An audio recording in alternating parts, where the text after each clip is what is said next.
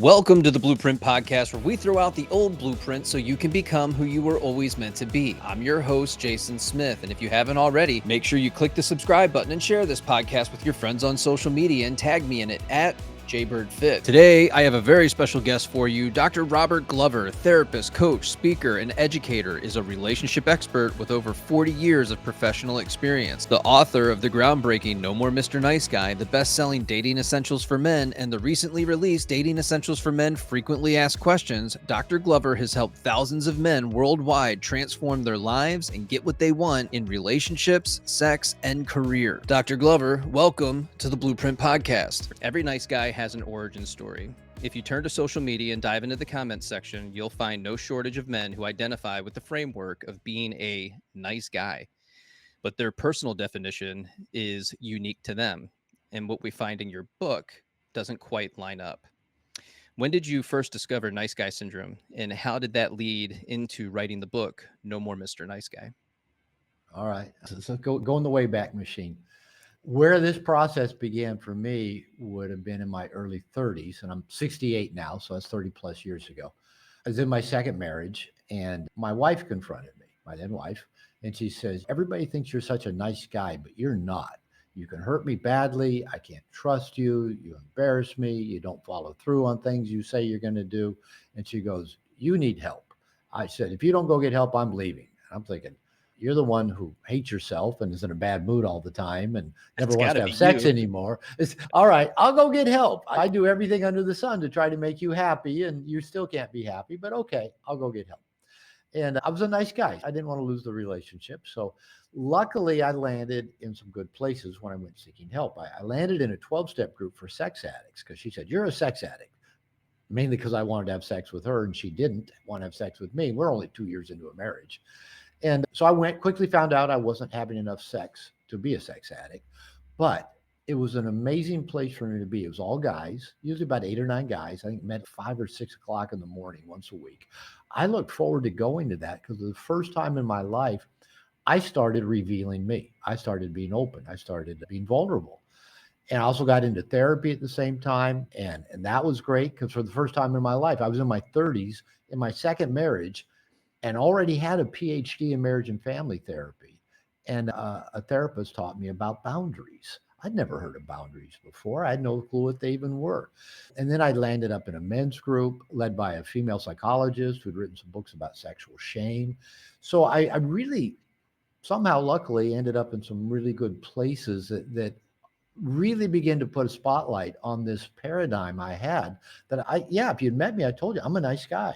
I'm different from my father. I'm different than all the men that I hear all the women complaining about, all the jerks, all the men that only want one thing.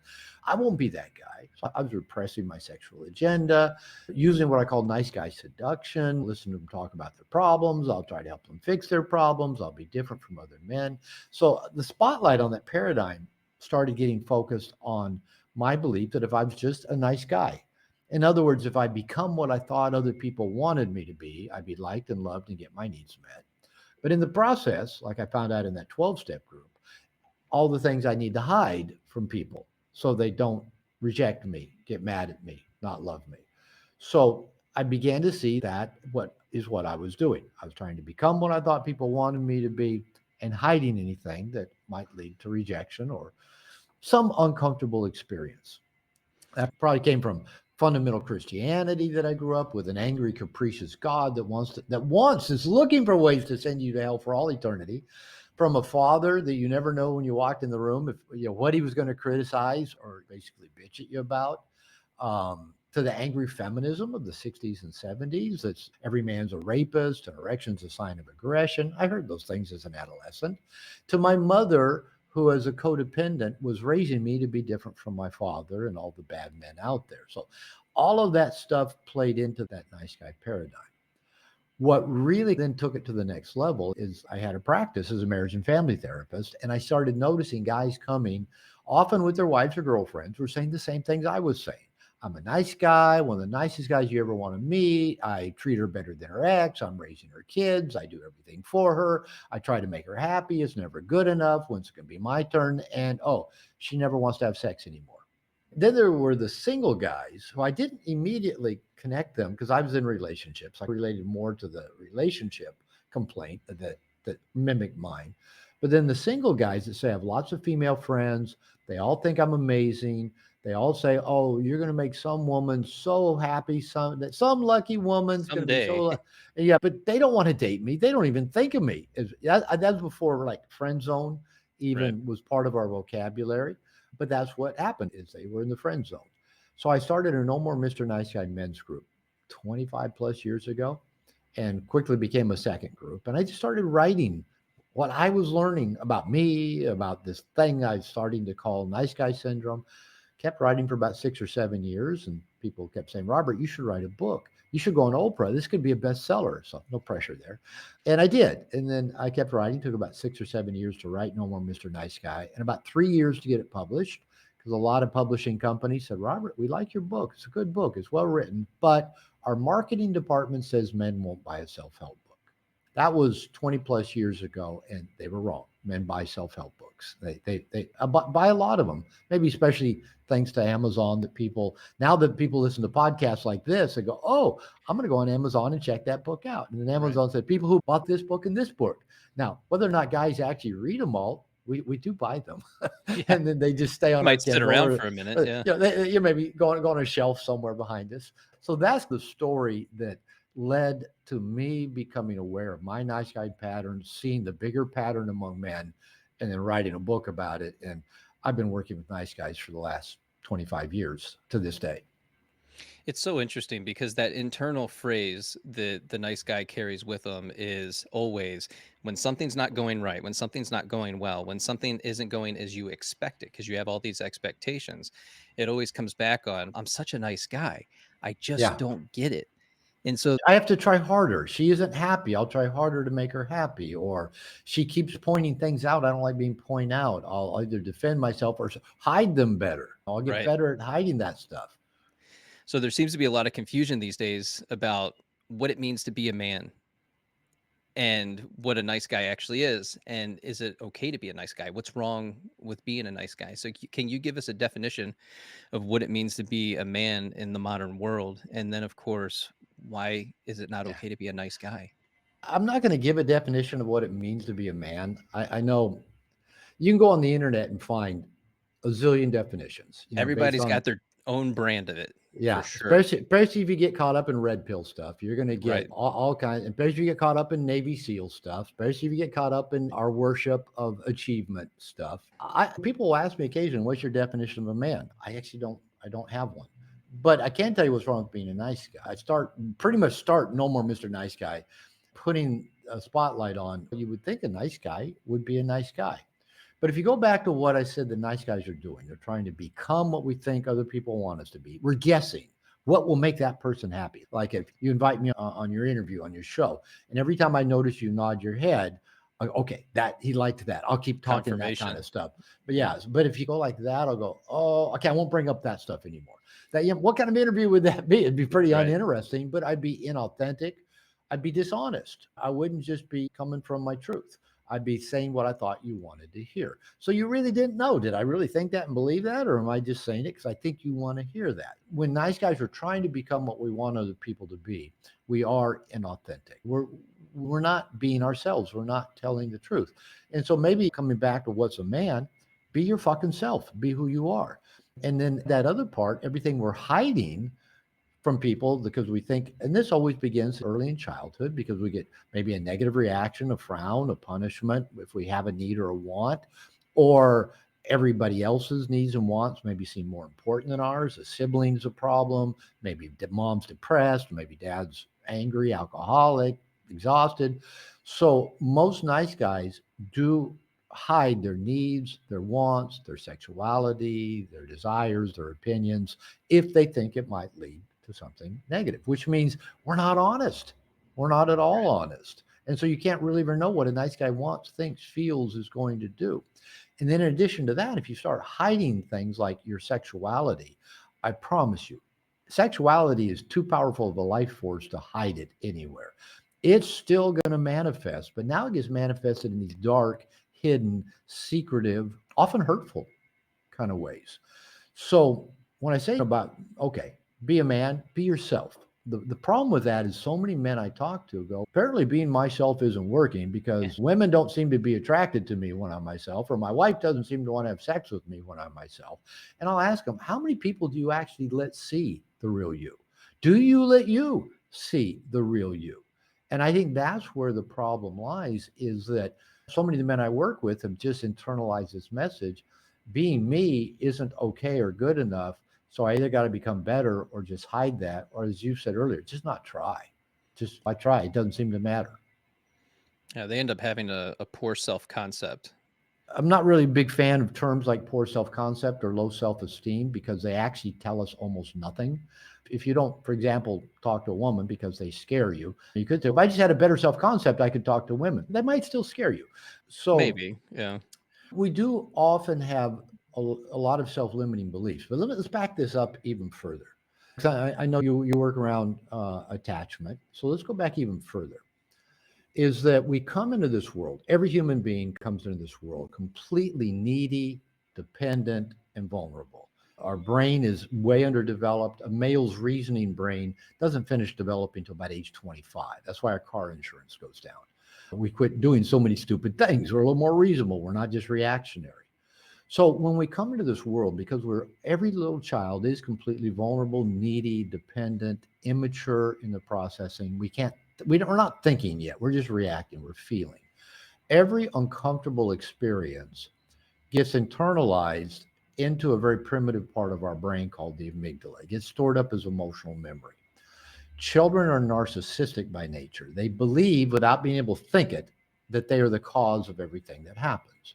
So all children start doing a couple of things in a very primitive way at a very early age. When we experience things that make us uncomfortable, we start trying to manage those uncomfortable feelings. Maybe we cry, maybe we sleep, maybe we suck our thumb. I sucked my thumb till I was in kindergarten. So maybe I was dealing with uncomfortable feelings. We'll go along to get along. We'll become oppositionally defiant. Those are terms that most of us even don't even understand as an adult, but that's what we're instinctively doing, like just a reflexive animal trying to respond to pain, right? We're not thinking it out. It's an emotional reaction. So not only are we trying to manage the uncomfortable feelings that we have, we're also trying to, using a very primitive brain, figure out how to not do the things that cause those uncomfortable feelings, or how to do something different so that I don't feel those things. Again, this is using a brain that doesn't even have reasoning power yet, just emotional reactive power.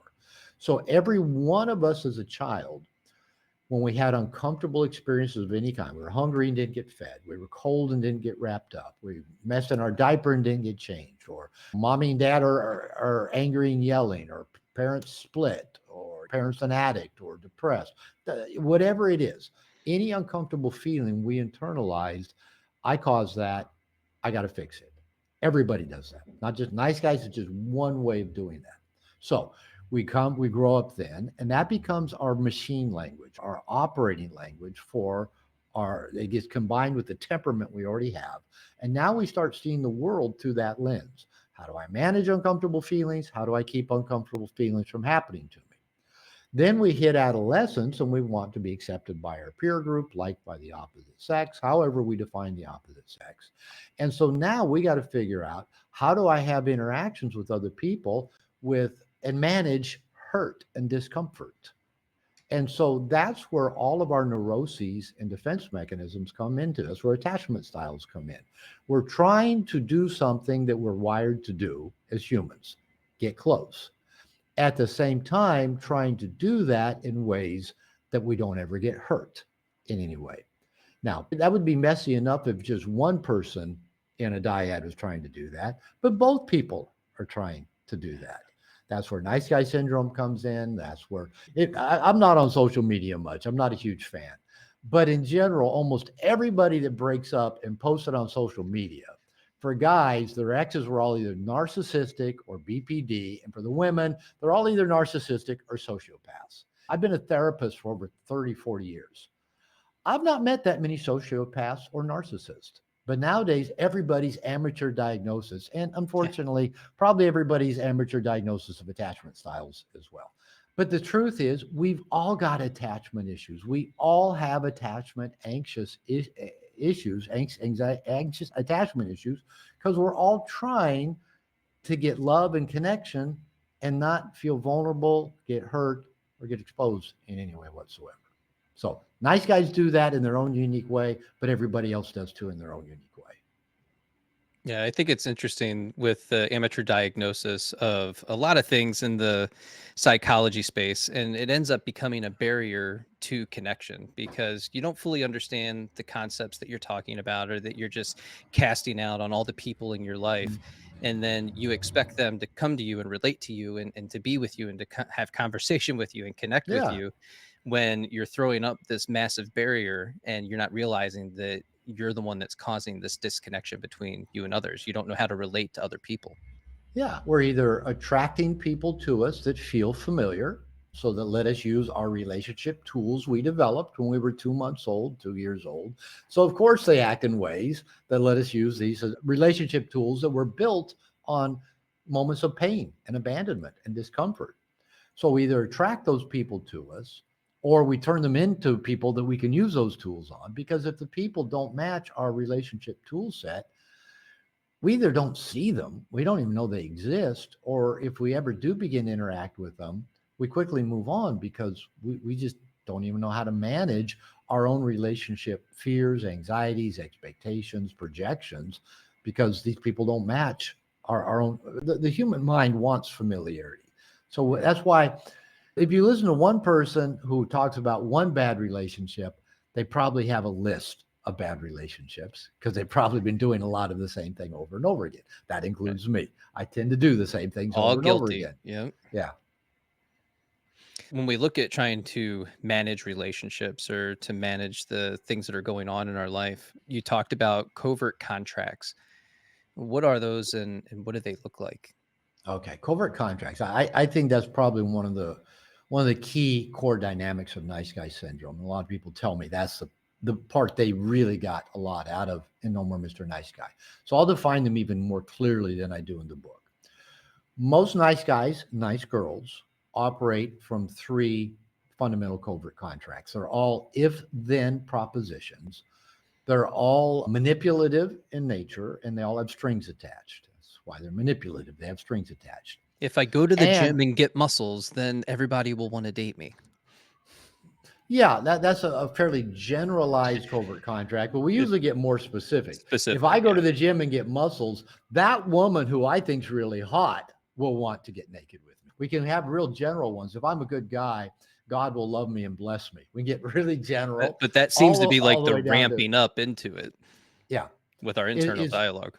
so they're all an if then. Now, but the problem, there's a lot of problems, but a couple of the core problems is often the nice guy or nice girl doesn't even realize they're being manipulative, that there is a covert contract. I didn't know that. I just thought I'm a nice guy. Everybody should like me and love me. Yeah, it's Okay, your that's a normal. covert contract. If I'm nice, I should be likable. The other problem is nobody else knows that the contract exists. Okay, so let's take the three covert contracts. Number one, that is, if I'm a good guy, I will be liked and loved. And where you really see this kind of blow up a lot in blogs and social media, especially when women are writing blogs, beware of the nice guy. What happens is that, and for good reason, what happens is that the nice guy uses that nice guy seduction I was talking about. They meet a woman, they don't think I can just get a woman I'm attracted to be attracted to me. So I'll pick a woman that I think needs a little help. I'll listen to her talk about her problems. I'll help her. I'll make her car payment. I'll help her move. I'll help her sister move. I'll move her in with me because she doesn't have a place to live. And Oh, then she'll that's a like big me, one. love me, and she'll want to have sex with me. Even while the nice guy related, really dysfunctional covert contract. If I hide my sexual agenda from you, then you'll think I'm different from other men and want to get naked with me. Okay. Not a lot of there's not real sound logic behind that one, but it's part of the nice guy seduction. If I hide my sexual agenda, you'll feel sexual. You'll think I'm different from other men. So if I'm a good guy, you'll like me and love me and want to get naked with me eventually. And then if you marry me, you'll want to get naked with me on a regular basis because I'm a good guy. right? Not because you like me, you're attracted to me, you enjoy me, just because I think I've checked the boxes off. Covert contract number 2 of nice guy syndrome. If I read your mind and meet your needs without you having to ask, you should read my mind and meet my needs without me having to ask. Now, number one, I'm not near as good a mind reader as I think I am. All the while I think I'm meeting all these needs for you, often you could take it or leave it. And maybe I'm speaking my particular love language, thinking you're going to like that, but it's not even your love language. So you didn't even know I did all that to meet your needs. And you didn't know that there was a contract, a reciprocal contract. You got to read my mind and meet all my needs without me having to ask. Now, of course, you're not going to do a good job reading my mind either. And I, as a nice guy, will even make it difficult for you. I won't give you a clue what my wants, needs, or desires are, because for nice guys, that we think that makes us bad men. I'll get in trouble if I have needs, or people will reject me if I have needs. So all the while, we're not letting you know what our needs are, giving to you so you'll give back, and not letting you give to us. Nice guys are terrible receivers. Then we end up getting frustrated and resentful and passive aggressive and not so very nice. Okay. Covert contract number 3. If I do everything right, then I should have a smooth, problem free life. That's with God. God, I do everything right. How come I'm still not happy? I still don't have money. I still don't have a girlfriend. And we'll do that at work. We'll do it in relationship. Wait a minute. Don't accuse me of anything, or don't point out any mistakes I made, or don't remind me I forgot I forgot to do something I said I would do. I have enough good deeds in the bank. I'm a good enough guy. Everything should always go okay.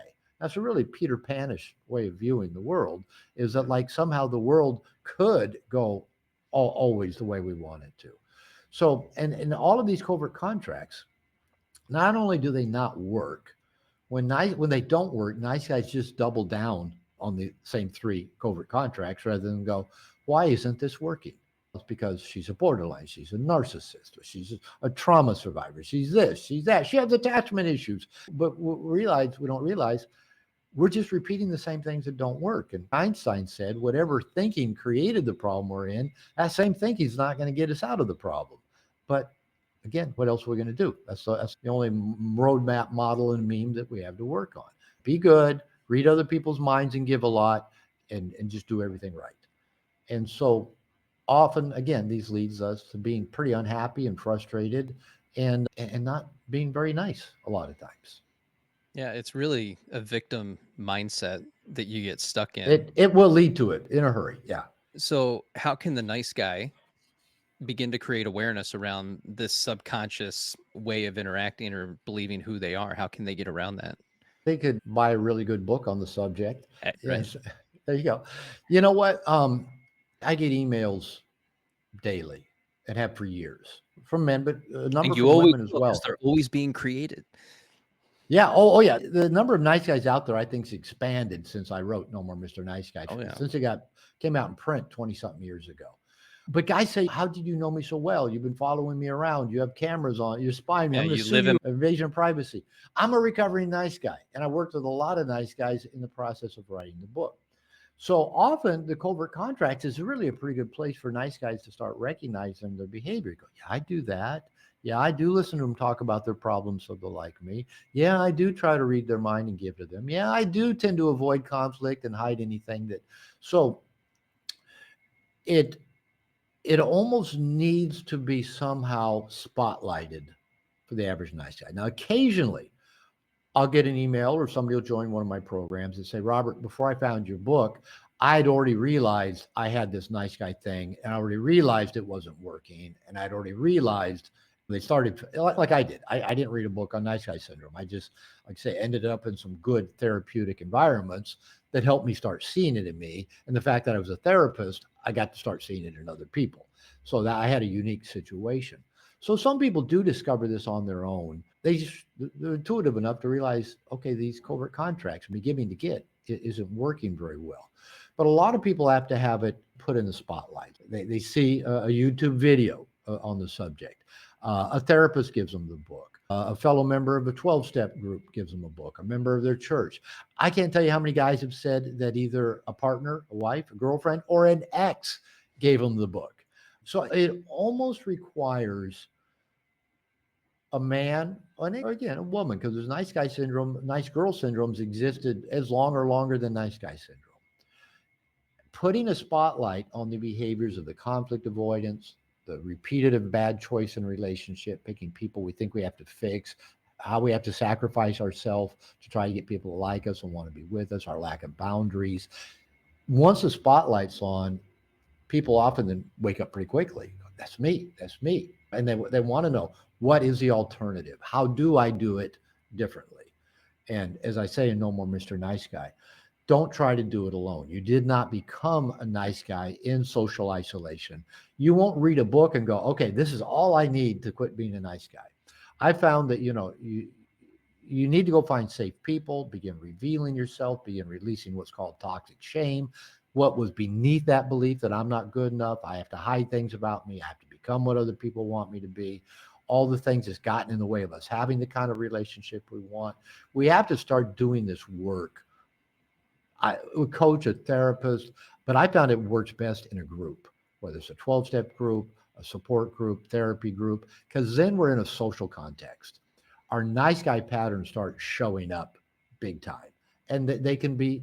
We can get a spotlight put on them, and we can get information about more effective ways of going about connecting with people and getting our wants and needs met. It's always interesting when you dive into the comment section, pretty much on any social media post where they're talking about this type of content, and you can see the struggle that these guys are going through. I had somebody post this morning on my content, and it's, you go to their page and you look at what they have going on and the circumstances, and you get a little glimpse or glimmer into their life, and it's just, you don't like yourself, you haven't accepted yourself, you don't really know who you are, where you're going, what you're doing, Hmm. or why you're doing it, but you know enough that you're in pain, and you know that you're spreading that pain around to make yourself feel better in the moment, but it never actually makes you feel better. No, of course it doesn't. And you don't even know if most people walking around saying, I don't like myself. I don't like myself. I, They I, don't I say think, it, but they but it's exude that. it's in that machine language that Yeah, and that's the form of toxic shame. I'm not good enough. I'm bad. I'm unlovable. And then defective. and then we go through life, and that's the machine language. Then we go use a confirmation bias to go prove that over and over And again. give me all You the know, evidence. if we get teased or bullied on the playground as a kid, there's all the evidence. If the girls giggle at us when we try to talk to them when we're 14, there's the evidence. But that happens to everybody. Most of the stuff that we internalize, this is because I'm not good enough, is often the stuff that's happening to everybody. But it just gets layered on top of that internalized emotional belief we developed before we could even be reasonable about it. And then we go about life trying to get our needs met while not having that not good enough, that unlovable, that defective thing triggered inside of us. Liking this back to the attachment thing. Really good book. One of my favorite books is called The Wisdom of No Escape. It's written by a Buddhist monk by the name of Pema Chodron. And it's a series of lectures and that she gave at a retreat. She does this so humorously and beautifully that she said, because of those, basically those core wounds that we all have, we armor up. And she said, everybody's armor is different. It might be a coat of mail. It might be tough leather. It might be porcupine-ish. It might be anything to protect ourselves from feeling vulnerable, of people getting too close and finding out we're not good enough, we're not lovable, we're not what they think. And she says we'll get our offensive weaponry. It might be a big saber, a sword, a lightsaber, our quick wit, our criticism.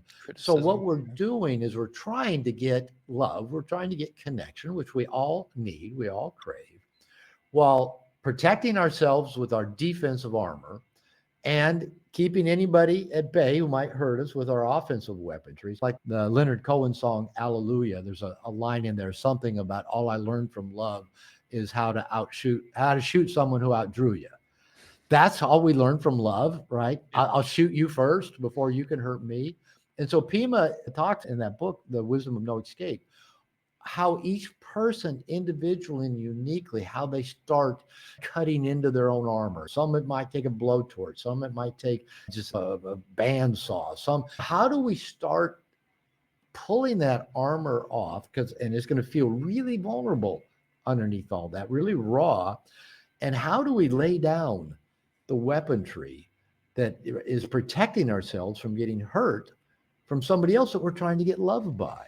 If you think about it, just the process of getting love, getting relationship, getting depth of connection really depends on two people who've both been hurt, who've both been wounded, who've both internalized inaccurate messages about themselves, who armored up to protect themselves from getting hurt again, who got the weaponry out to keep people at bay who might hurt them before they can hurt you. How do those two people use that relationship as a way to start shedding all of that armor and weaponry and get down to that core inaccurate belief that I'm not good enough, I'm not lovable, I'm not okay just the way I am? And I think the only way to really do that is in relationship. I don't Yeah. think we can do it from reading a book. I don't think we can do it from watching YouTube videos. I think we actually have to risk getting in a relationship, watching all our defenses come up, watching our weaponry come up, getting hurt by everybody else's defenses and weaponry, not resorting to going on social media and calling them all narcissists, sociopaths, and borderline, But that's so and just easy. say, oh, I know. It all so easy. And that's one of the reasons I don't love social media. Yeah. I think for the most part, social media is the cheap and easy way to do the hard work of being human. And social media just makes it really, oh, that's all I got to do. That's all I got to do is go like this. Oh, I can go like that too. I can find love by going like that. That's not Yeah. how you find love, but social media. Well, but You'll that's find actually something. easier than going out and actually having a real struggle with a real human being that gets on my nerves sometimes as I get on their nerves. Yeah, But and how else, going all how in. else we're going to do the work? Yeah. Yeah. Yeah, you got to go in all in with the person that you desire to be with. Without that, they're never going to know who you are, what you're all about, and you're never going to feel connected to somebody. And that's really what all of us want at some point or another, even though people deny it on Mm. social media. I don't need this person. I don't need that. I don't need a man. I don't need. Good luck to you. You're going to live a long life and be disappointed by it every step of the way. If you even look statistically, I'm going to misquote the statistics. A couple of years ago, a couple of different surveys came out. And for the first time since they started tracking numbers relationship wise, this is US statistics. Over half of all adults 35 and under reported not being in a relationship in the last year. And like over half of males, like something like it was 24 and under, 24 to 16, report not having had sex in the last year or never having had sex.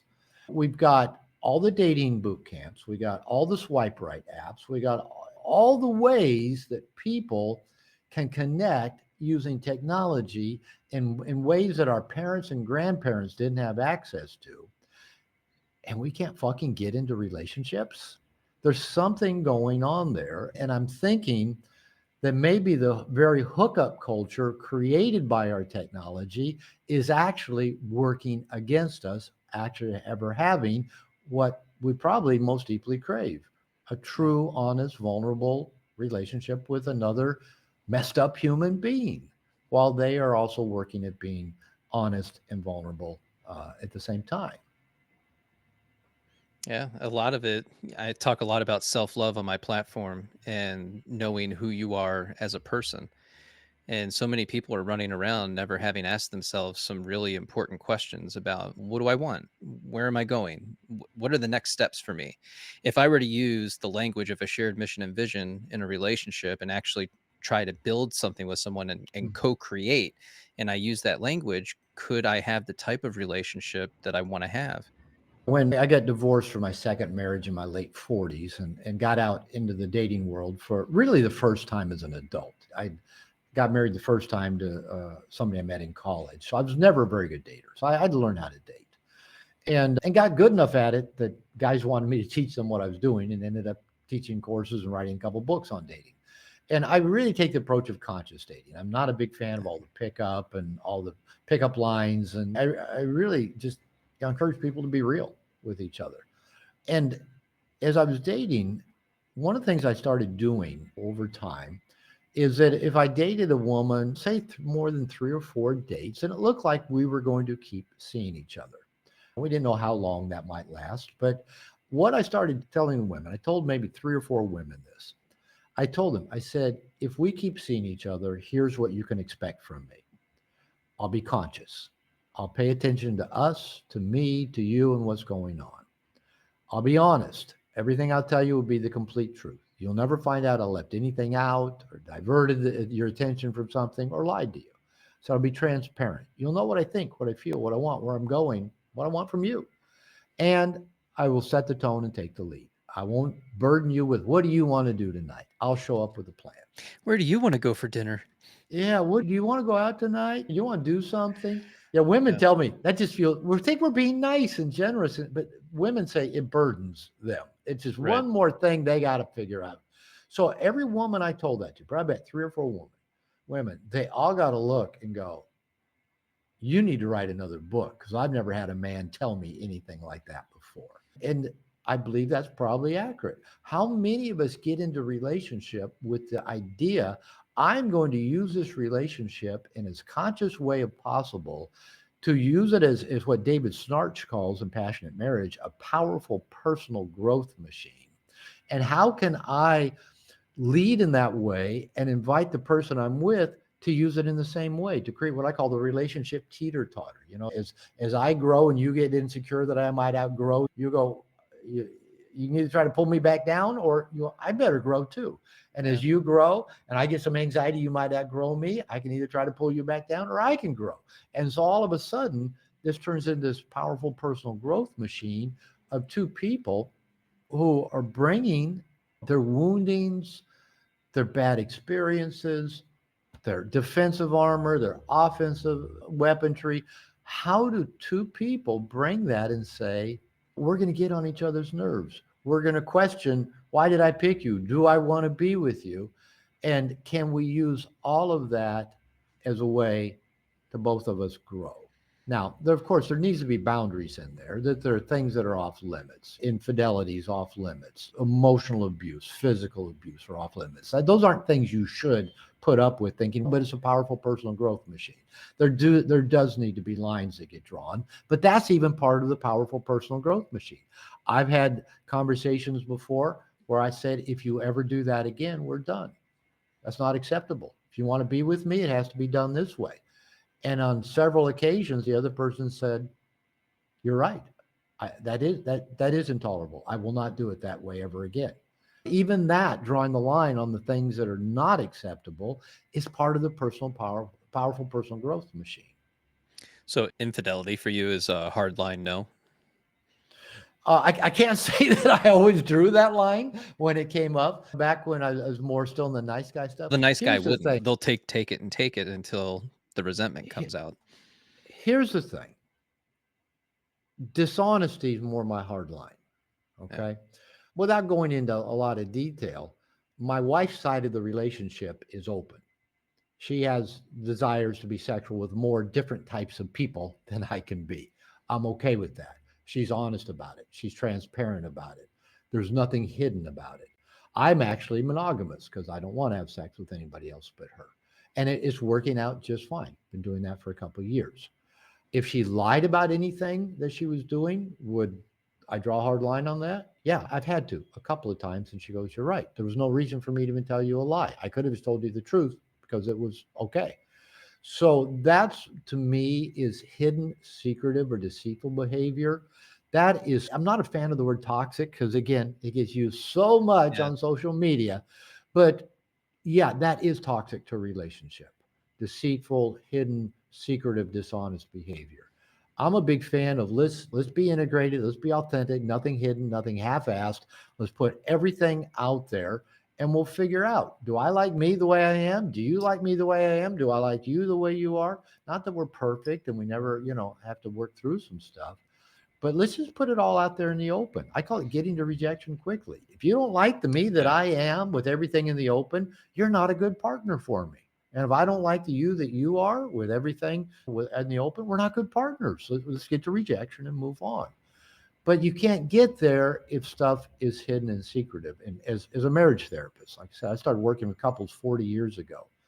That is the most destructive thing. Beyond infidelity is the secrecy, the lies, and the dishonesty, the hidden stuff That's what is toxic because now my stepdaughter from my second marriage, all children lie because they have to. They're just trying to level the playing field because they're small and the big people can hurt them. So all children lie. Once she hit adolescence, I remember my stepdaughter, I'd catch her in some mistruths. And she'd go, I tell the truth most of the time. And I remember telling her, I said, you know what? You could be close to an A student in truth telling. You might tell me the truth 88 to 92% of the time is good enough to get you an A in most courses. But I don't know when I'm getting the 8%, 12% untruth. I don't know. So I have to guess or assume maybe everything you say or do might be the 8% untruth. The only way to be like, I love it when nice guys tell me I'm pretty honest. And I go, that's a Yeah. contradiction of terms, actually. You can't be pretty honest. You're either honest or you're Or you're not. not. There's no wiggle room in there. It's not a spectrum, right? You're honest or you're not. And that's a challenge. That's a challenge because it's so easy to be less than honest and justify, well, but I'm mostly honest. And so I'm a big fan. Let's be honest. Yeah. And yeah, the infidelity, what usually is destructive is the dishonesty part of it. No, I get that.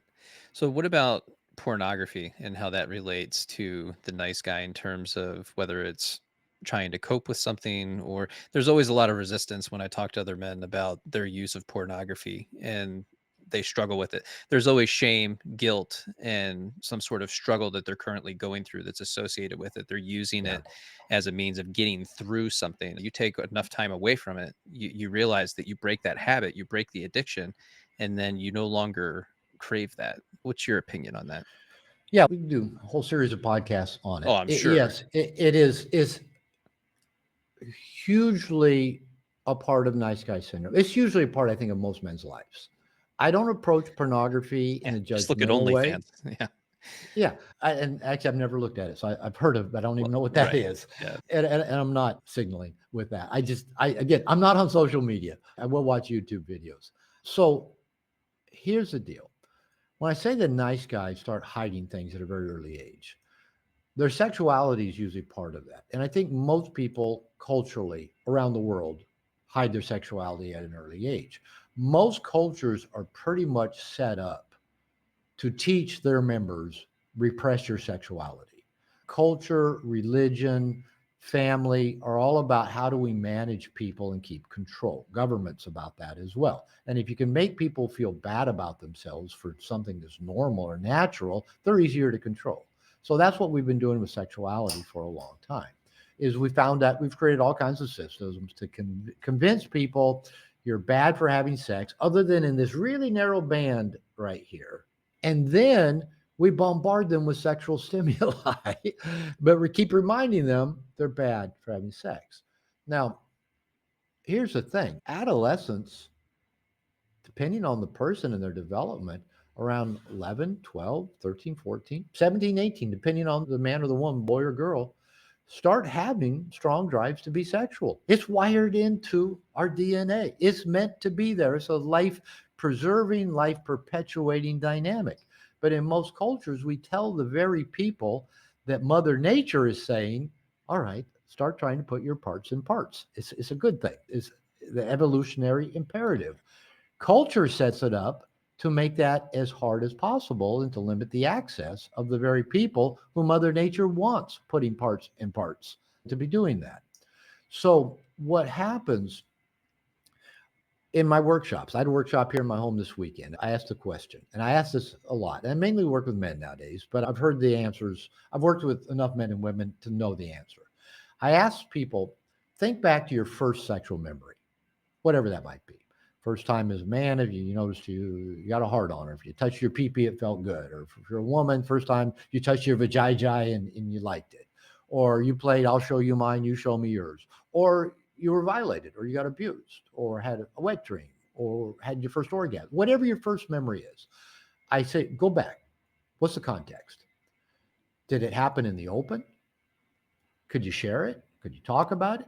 Could you go to your parents and say, Mom, Dad, this happened to me today? And they go, that's fantastic. That's an important developmental phase for your age. Let's go get pizza and celebrate. Or No, nobody ever says they went and got pizza for their first sexual experience.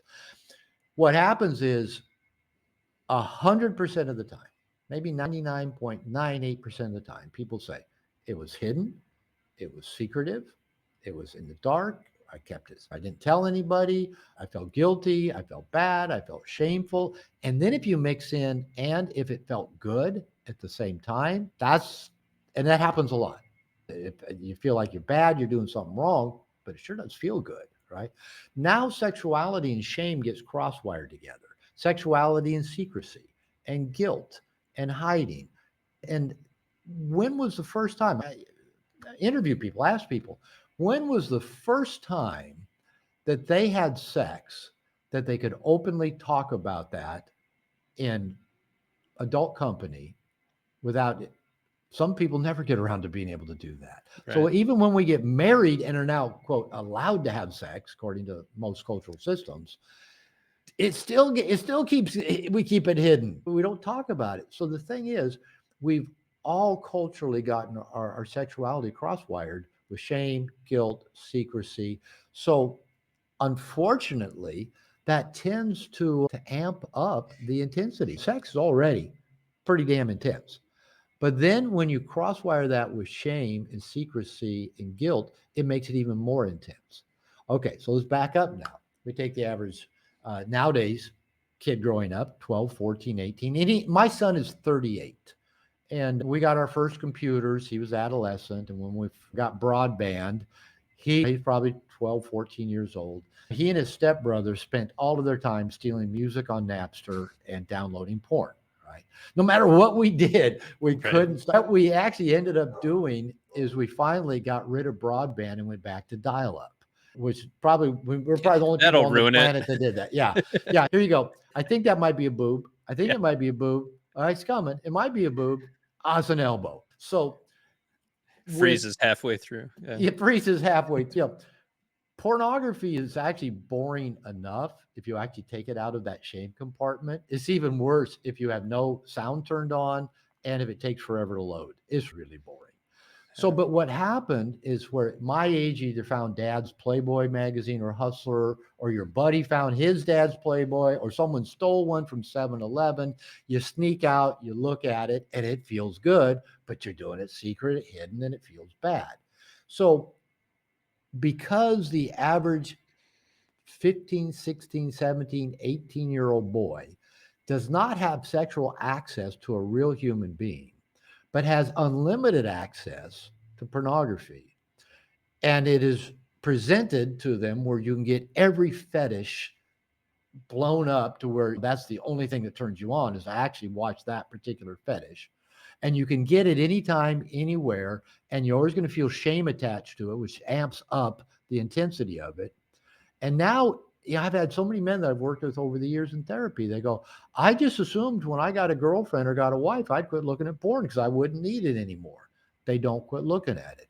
Number one, is a hell of a lot easier than negotiating sexuality with another live human being and dealing with your own stuff, because now guys are struggling with, I don't like the terms erectile dysfunction or sexual dysfunction. All right, I come faster than I want to, or I don't always stay hard. Now all of a sudden that stuff gets magnified because you're with a real human being. If you're looking at porn, there's nobody in porn that's going to shame you for losing an erection or coming quickly. In fact, that's the goal of porn. Let's come quickly so we don't get caught. Then we get with a real person, and guess what our nervous system is doing?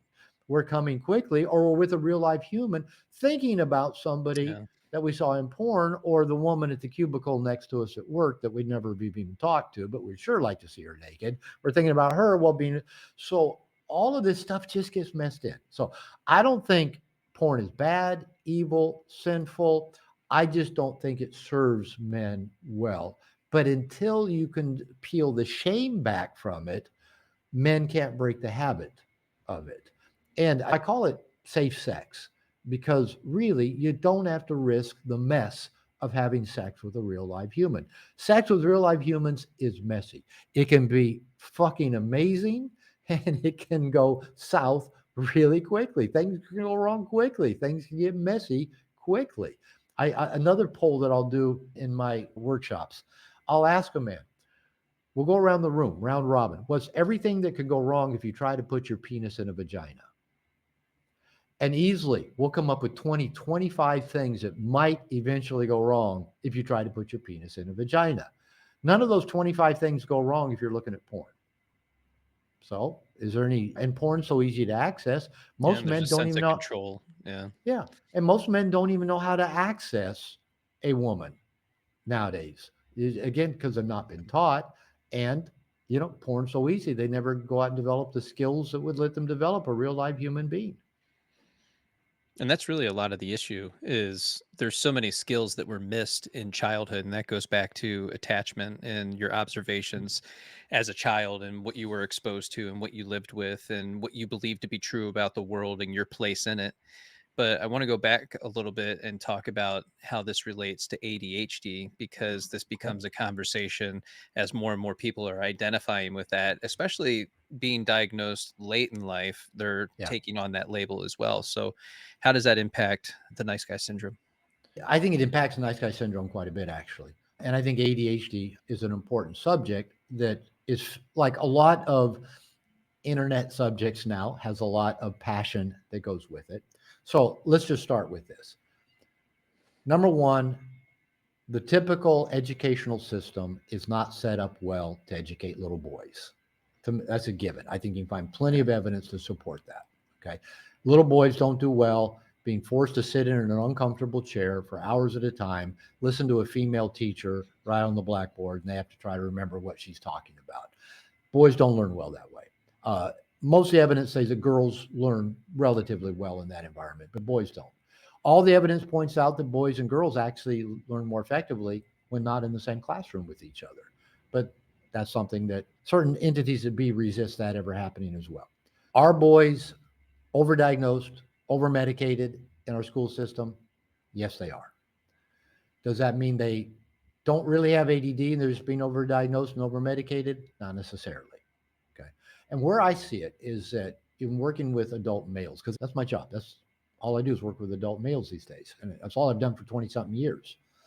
When I started paying attention to the telltale signs of whether we call it ADD, ADHD, when I started paying attention to the telltale signs, the procrastination, the inability to follow through on things, the difficulty completing an entire sentence without bouncing to another sentence before completing it, just vaping, chronic vaping. When I started noticing things that I thought, wait a minute, and I started diving in probably about 15 years ago, I've really come to realize there are a lot of adult males with either undiagnosed ADD, or if I start getting all those telltale signals that I think a guy might have ADHD, I'll go, any chance you might have ADHD? And goes, I was diagnosed when I was 14. My dad was, my brother was. Yeah, I've thought about it before. I've been told that before. So usually it's not a surprise. But usually what guys say is, but I don't want to take medication for anything. I go, okay, all right. I said, if they're wearing glasses, I'll say, hand me your glasses. I go, okay, why? Give me your glasses. I said, okay, see that line over there? Read that for me. I can't. I need my glasses. No, read it for me. I can't without my glasses. No, try harder. Read that line for me over there. Well, I can't read it. I said, okay, this is a prescription that helps you read because your eyes don't work as they should, and you need them in order to read. Trying harder doesn't get it. So, what happens for most people, men and women with ADHD, they try twice as hard to accomplish half as much as a person without ADHD. And what usually gets internalized is there's something wrong with me. Now, we don't internalize there's something wrong with me because I can't read that line on the blackboard. I need glasses. I may not want glasses, but at least I don't get internalized. I'm defective. There's something wrong. But what happens for most boys and a lot of boys do outgrow it, a lot of the parts of it, especially the hyperactive parts. If you keep getting in trouble at school, if your parents tell you do this and it goes in one ear and out the other. My stepdaughter's 16. She has ADHD. I do not scold her for all the time she leaves her half empty glass on the bar. I've told her how many times, Reggie, put your glass in the sink, please. And she'll do it when I ask it and watch her and say, do it now. But if I'm not watching her, it doesn't happen. Not because she's rebellious, not smart. It just, it doesn't stick in her brain. That glass that I asked her to put, the glass doesn't need to go in the sink, but I asked her to put it there and she agreed to put it there. And by the time, she turned around to do something else, it was no longer in her It's mind. gone. Yeah. Okay. It's gone. Now, if you have parents that scold you and punish you for those things, tell you you're stupid, tell you you're never going to amount to anything, that just you get lots of, if you get kicked out of class, if you get in the principal's office a lot, if you turn to drugs, alcohol, and smoking at an early age, which a lot of people with ADHD do, if you turn to sex at an early age, if you turn to a lot of those things at early age, that you now start internalizing, there's something wrong with me. If you can't make the good grades, and I work with a lot of really smart people that excel purely because they're really smart. They've worked really hard to manage it. Okay. Now, the way most people manage it unconsciously is with stimulants, which is, oh, that's interesting. If you went to a doctor and got diagnosed with ADHD, they'd give you stimulants. They'd give you time to release Adderall or Ritalin. And all the guys that are saying, I don't want to take a prescription for my, they're either smoking or vaping, drinking lots of coffee, lots of sodas, doing risky behaviors, riding motorcycles fast, climbing rocks. All of those things are stimulating. Adrenaline and cortisol are stimulants. And when guys used to say, oh, I do my best work under pressure, last minute, I go, no, all evidence says you don't. No, I do. This is when I was working with hundreds of Microsoft geeks when I lived up in Bellevue, Washington. Come to find out they were right. When they had a project due the next morning, they're sitting around all night eating pizza, Red Bull, under pressure, stimulate the Red Bull, the adrenaline, the cortisol. They actually pump out pretty good work because they're focused for the very first time. Yeah. Stimulants, paradoxically, the medical world still does not know why. Last time I heard, why they don't know why stimulants help people with ADD focus. Actually, they help everybody focus, but people with ADD, they actually make you calmer. They make me jittery. Okay. So the guys that are, the only time I feel calm is when I'm riding my motorcycle 150 miles an hour because all the adrenaline and cortisol, they're focused down, all their attention's on one thing. When that's not happening, their attention's on the 100 things that are out there. So can we address it without medicating? Probably a lot of times. I'll tell the guys, hey, drinking X amount of Coke or X amount of coffee every day. If that helps you measure it and medicate it, it's really no different than the time release Adderall. They're really just doing the same thing. I tell a guy, if you need to vape, I have guys that do counseling calls with me, coaching calls. They vape the entire time. Okay. It's the only way they can stay focused. Okay. Do it. Now, the one last piece I'll say about this. Personally, my opinion is that what we call ADHD is an evolutionarily adaptive trait. I don't think it would exist if it had not served a purpose in our human evolution. But I think it served the best purpose in a tribal situation where you had some men that noticed everything, the cloud, the rain, the weather, squirrel. They noticed everything. But if everybody got distracted by squirrels, nothing would ever get done. So I think there were people in the tribe that were not easily distracted, who were just like this, but they needed the people who were easily distracted to say, look, that, pay attention. So it serves a purpose in a context in which it can be harnessed and used well. So since we're not in a tribe anymore, what most people with ADHD have to do is they have to consciously either get help doing it or themselves create containers in which they can embrace the positive qualities of the ADHD. Often they're very creative. They're very global. They do see a lot more than people like me. I'm like this a lot. Okay. How can you find a way to create a container to help use the assets of ADHD without it biting you on the ass over and over again? This is my takeaway on ADHD. No, that is the trick. I can tell you, I ruck every day. I do 7 to 12 miles a day, and that seems to help me from a physical standpoint be able to release the excess energy to be able to then sit down and do things like the podcast or editing or doing all the social media stuff and the writing. You found your ways. Yeah. And all my ADHD friends love cold plunges. Yep. They've all got their things. They're all into intermittent fasting, anything that kind of resets both the dopamine and just oxygen flow to the brain and bring them more focus. Again, waiting till the last minute, procrastination, actually, focus I will don't help think you that's ever going to focus. go away. Yeah, yeah, it's probably not going to go away. Yeah. But and then also using your coffee wisely, using your other stimulants wisely. I had one friend who had a man bag, and every compartment in it had his place. The phone always went in that pocket, not the outside. That keys always went in that pocket. Reading glasses always went in that pocket. My cousin, his name is actually Danny Glover, believe it or not. My cousin Nice. lives in Tennessee. He's a medical doctor, another Dr. Glover. And one time I was visiting him he's a medical doctor, but he has a big piece of property, big house, big farm.